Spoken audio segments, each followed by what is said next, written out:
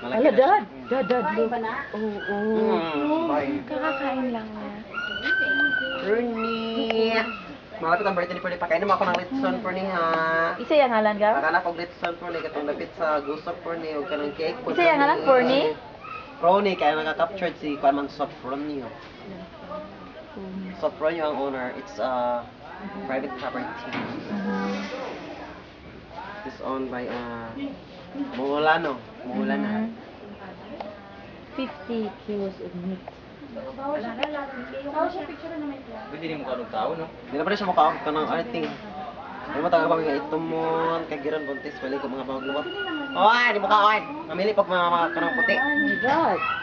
Para mata puti. Does not eat, meat. Oh, yeah.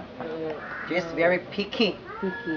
Just When it comes to she's very meticulous, she has also a taste of flavor.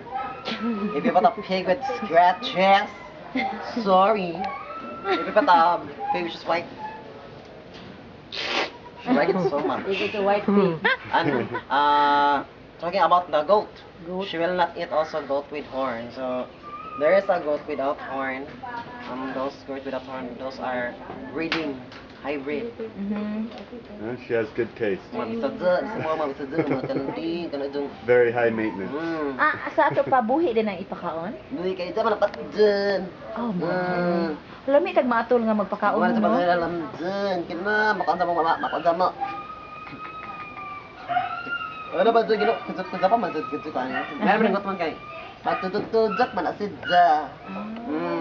So, pila siya mo kaon? Once a month o sa month? Gasa sa kabuwan, kaya maibla dun dyan.